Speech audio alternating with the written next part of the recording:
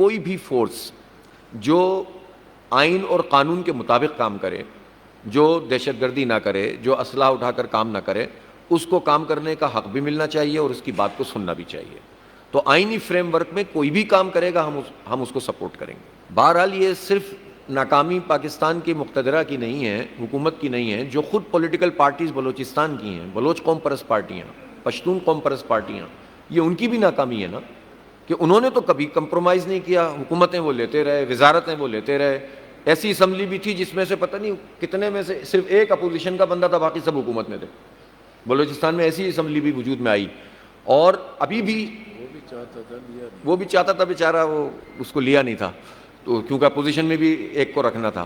تو جب پولیٹیشین وہاں کے خود وہاں کے مقامی لوگ جب اس طرح سے حرکتیں کریں گے تو لوگوں کو کیسے ریلیف ملے گا؟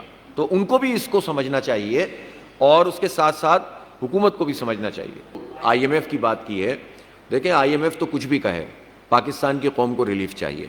ظاہر ہے 1 مہینے کے بل میں انہوں نے کچھ کیا ہے، اس مہینے تو 14 روپے، تو اگلے مہینے بھی یہ کریں، لیکن ہم نے تو اس پر بھی یہ بات کہی کہ 2 مہینے سے مسئلہ تھوڑی حل ہوگا، ٹیرف ریوائز کریں۔ اور آئی ایم ایف تو پچھلے 25 30 40 سال سے بہت کچھ کہتا ہے، کیا آپ ہر بات مانتے ہیں اس کی؟ یعنی وہ بات جو عوام کے خلاف ہے وہ آپ مان لیں گے، جو آپ کی مراعات ختم کرنے کی بات ہے وہ نہیں مانیں گے۔ جاگیرداروں پر ٹیکس نہیں لگائیں گے، گاڑیاں اپنی چھوٹی نہیں کریں گے، پیٹرول فری ختم نہیں کریں گے، اور عیاشیاں کم نہیں کریں گے، سود کی شرح جو ہے وہ اتنی رکھیں گے کہ جس کے نتیجے میں بیڑا غرق ہو جائے معیشت کا۔ تو یہ آئی ایم ایف کے کندھے پہ رکھ کر بھی نہ چلاؤ، پاکستان کے عوام کو ریلیف دو۔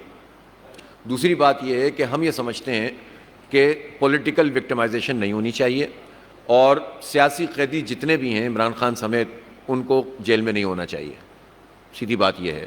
اور یہ جو طریقہ کار ہے نا، یہ حکومتوں کو بہت بھاری پڑتا ہے، خود اپنے اوپر پڑتی ہے تو پھر ان کو پتہ چلتا ہے۔ تو جو قانون ہے، آئین ہے، اس کے مطابق کام کیا جائے۔ زبردستی جو ہے نا، وہ یہ جو مینجمنٹ کرنے کی کوشش کی جاتی ہے نا، اس کا نہ پہلے کبھی فائدہ ہوا ہے نہ آئندہ کبھی فائدہ ہوگا۔